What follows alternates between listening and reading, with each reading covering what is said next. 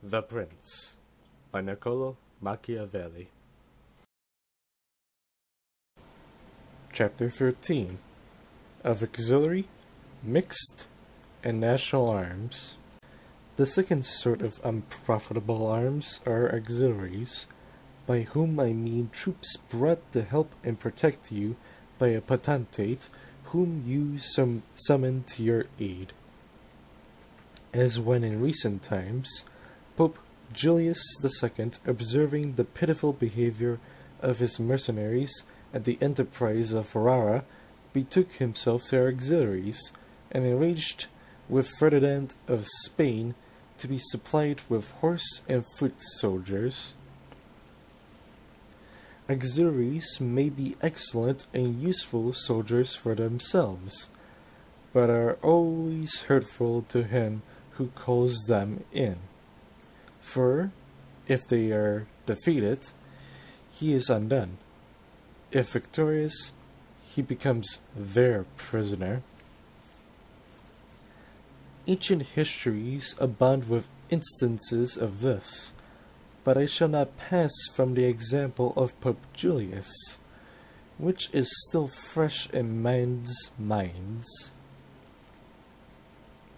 It was the height of rashness for him, in his eagerness to gain Ferrara, to throw himself without reserve into the arms of a stranger.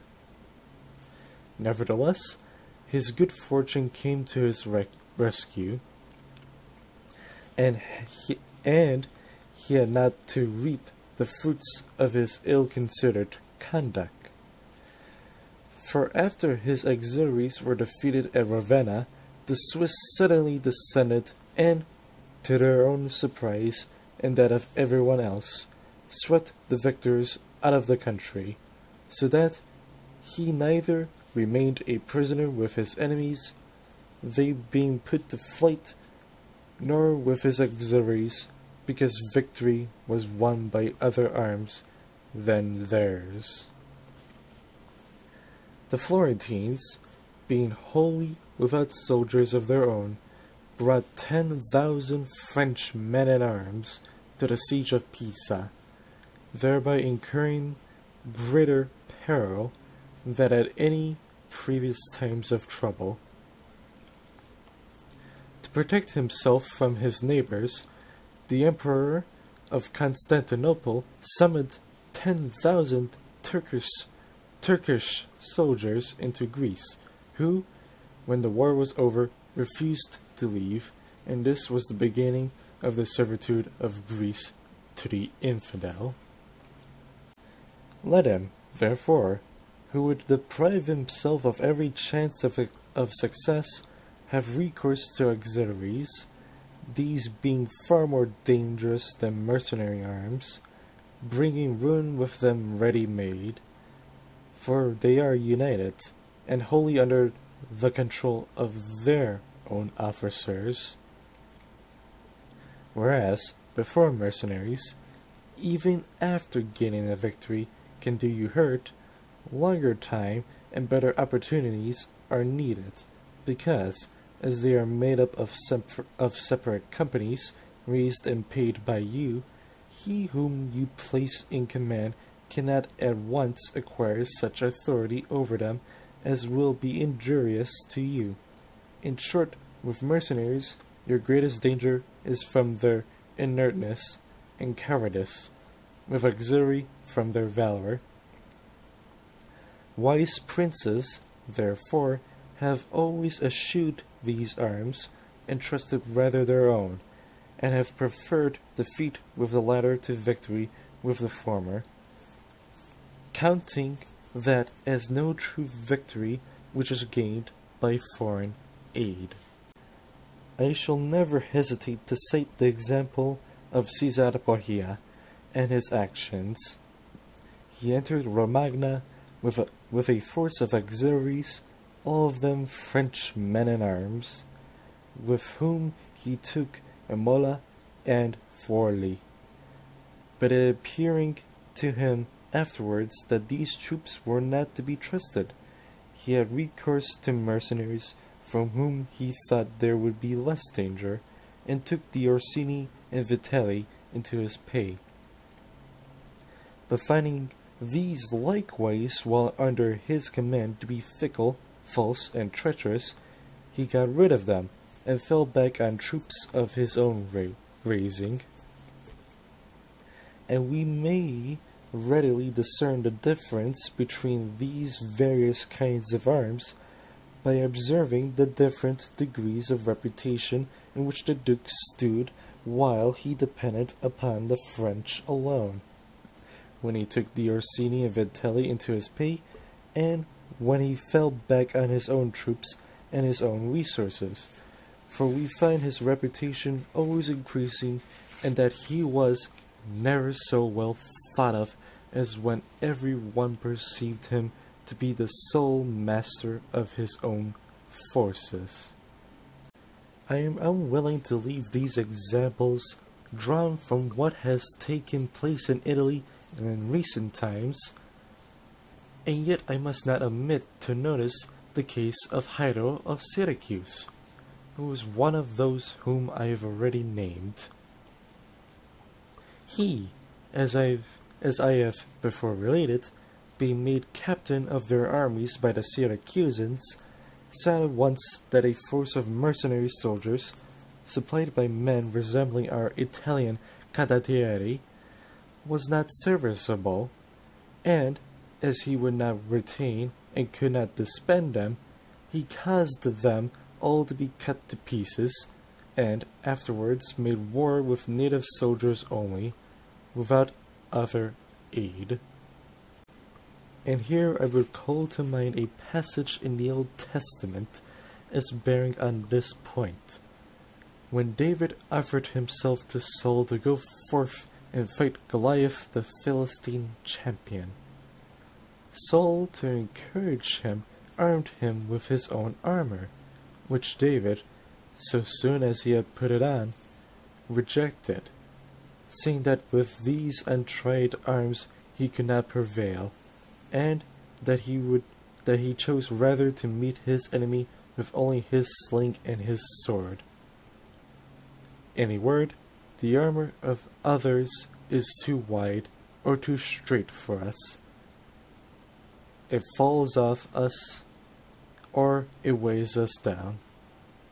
Charles VII, the father of Louis XI, who by his good fortune and valor freed France from the English, saw this necessity of strengthening himself with a national army, and drew up ordinances regulating the service both of men-at-arms and of foot soldiers throughout his kingdom. But afterwards, his son, King Louis, did away with the national infantry, and began to hire Swiss mercenaries, which blunder having been followed by subsequent princes, has been the cause, as the result shows, of the dangers into which the kingdom of France has fallen. For, by enhancing the reputation of the Swiss, the whole of the national troops of France have been deteriorated.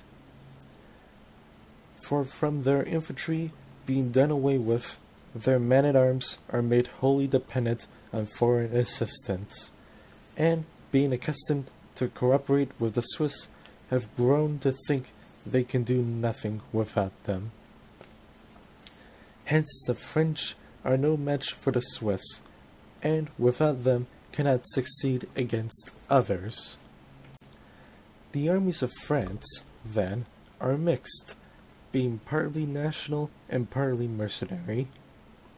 Armies thus composed are far superior to mere mercenaries or mere auxiliaries, but far inferior to forces purely national. And this example is in itself conclusive, for the realm of France would be invincible if the military ordinances of Charles VII had been retained and extended.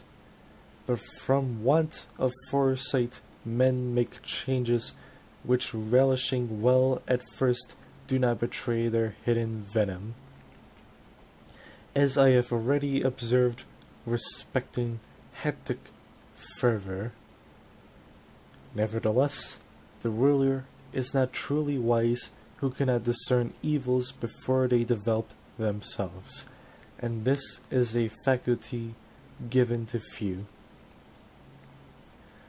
If we look for the causes which first led to the overthrow of the Roman Empire, they will be found to have had their source in the employment of Gothic mercenaries, for from that hour the strength of the Romans began to wane, and all the virtue which went from them passed to the Goths.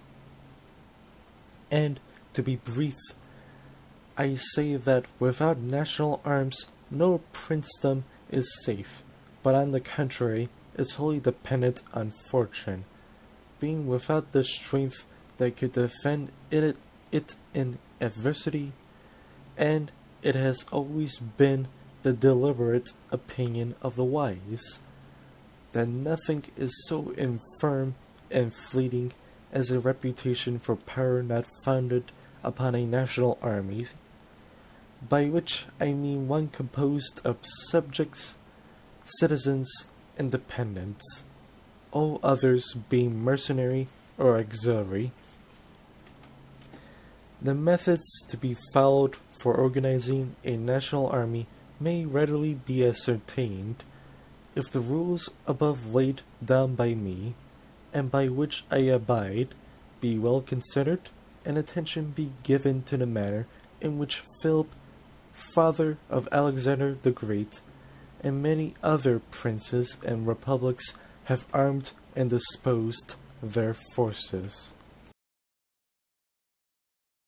Chapter 14. Of the duty of a prince in respect of military affairs. A prince, therefore, should have no care or thought but for war, and for the regulations and training it requires, and should apply himself exclusively to this as his peculiar province. For war is the sole art looked for in one who rules, and is of such efficacy that it not merely maintains those who are born princes, but often enables men to rise to that eminence from a private station. While, on the other hand, we often see that when princes devote themselves rather to pleasure than to arms, they lose their dominions.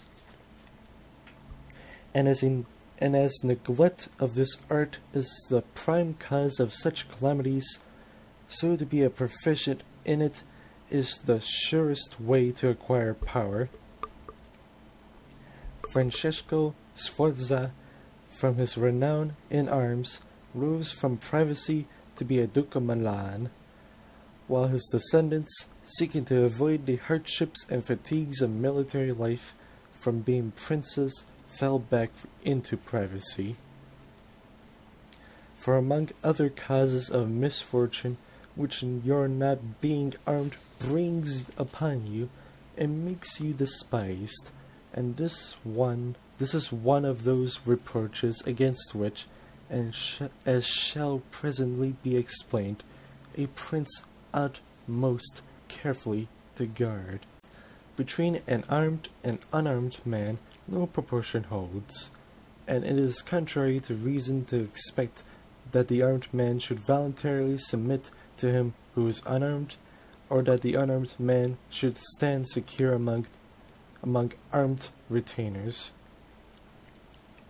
For with contempt on one side and distrust on the other, it is impossible that men should work well together. Wherefore, as has already been said, a prince who is ignorant of military affairs, besides other disadvantages, can neither be respected by his soldiers, nor can he trust them. A prince, therefore, ought never to allow his attention to be diverted from warlike pursuits, and should occupy himself with them even more in peace than in war. This he can do in two ways, by practice or by study. As to the practice, he ought, besides keeping his soldiers well trained and disciplined, to be constantly engaged in the chase, that he may inure his body to hardships and fatigue, and gain at the same time a knowledge of places, by observing how the mountains slope, the valleys open, and the plains spread. Acquainting himself with the characters of rivers and marshes, and giving the greatest attention to this subject. Such knowledge is useful to him in two ways. For first, he learns thereby to know his own country, and to understand better how it may be defended. And next, from his familiar acquaintance with its localities, he readily comprehends the character of other districts when obliged to observe them for the first time.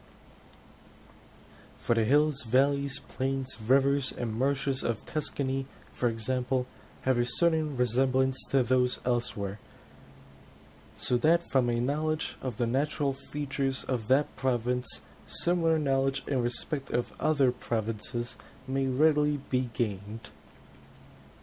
The prince who is wanting in this kind of knowledge is wanting in the first qualification of a good captain, for by it he is taught how to surprise an enemy, how to choose an encampment, how to lead his army on a march, how to array it for a battle, and how to post it to the best advantage for a siege.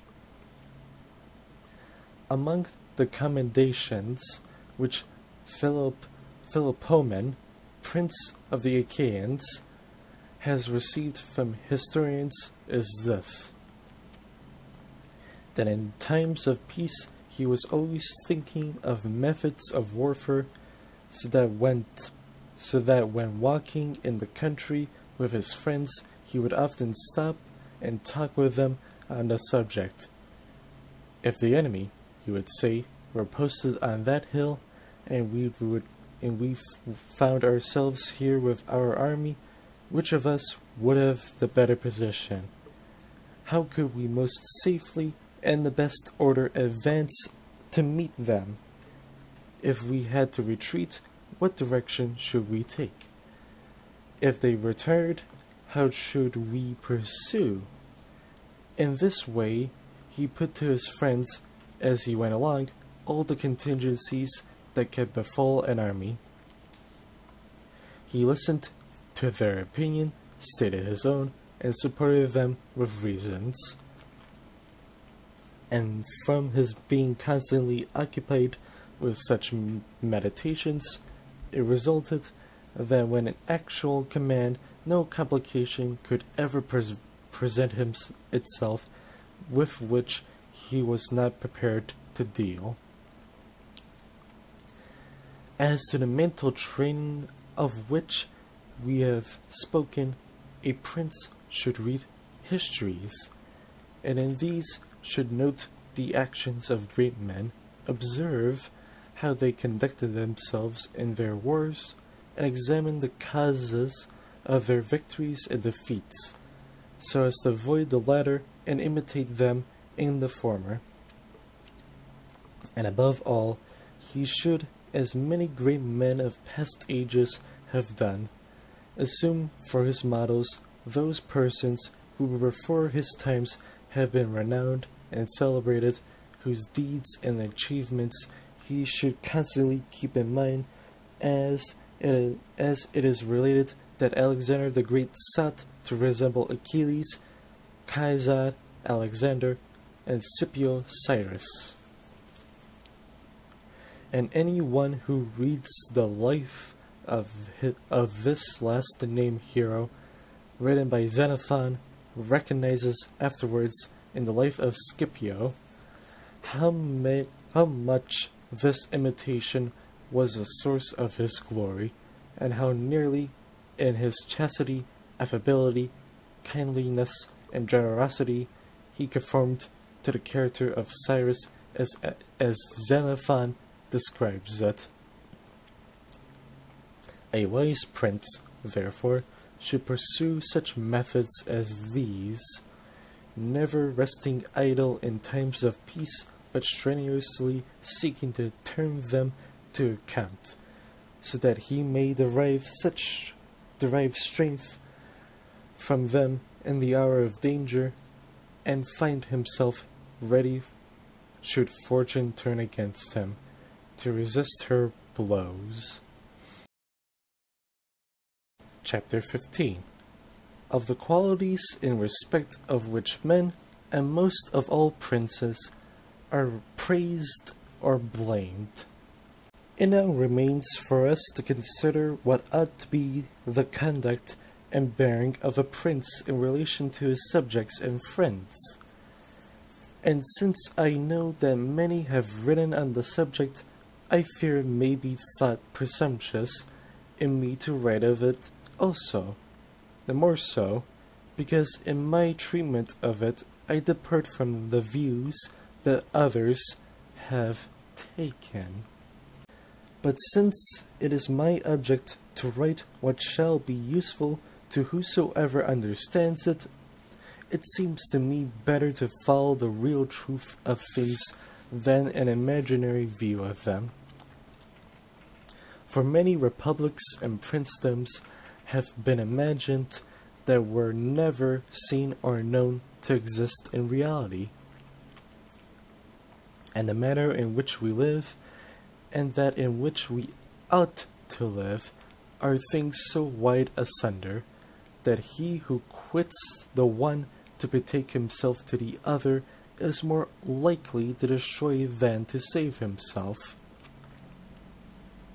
Since any one who could act up to a perfect standard of goodness in everything must be ruined among so many who are not good. It is essential, therefore, for a prince who desires to maintain his position to have learned how to be other than good, and to use or not to use his goodness as necessity requires. Laying aside, therefore, all fanciful notions concerning a prince, and considering those only that are true, I say that all men, when they are spoken of, and princes more than others, from their being set so high, are characterized by some one of those qualities which attain either praise or blame. Thus one is accounted liberal, another miserly, which word I use, rather than avaricious, to denote that man who is too sparing of what is his own, avarice being the disposition to take wrongfully what is another's. One is generous, another greedy, one cruel, another tender-hearted. One is faithless, another true to his word. One effeminate and cowardly, another high-spirited and courageous. One is courteous, another haughty. One impure, another chaste. One simple, another crafty. One firm, another facile. One grave, another frivolous. One devout, another unbelieving, and the like. Everyone, I know, will admit that it would be most laudable for a prince to be endowed with all the above qualities that are reckoned good. But since it is impossible for him to possess or constantly practice them all, the conditions of human nature not allowing it, he must be discreet enough to know how to avoid the infamy of those vices that would deprive him of his government, and, if possible, be on his guard also against those which might not deprive him of it, though if he cannot wholly restrain himself, he may with less scruple indulge in the latter. He need never hesitate, however, to incur the reproach of those vices without which his authority can hardly be preserved. For if he well consider the whole matter, he will find that there may be a line of conduct having the appearance of virtue, to follow which would be his ruin, and that there may be another course having the appearance of vice, by following which his safety and well-being are secured.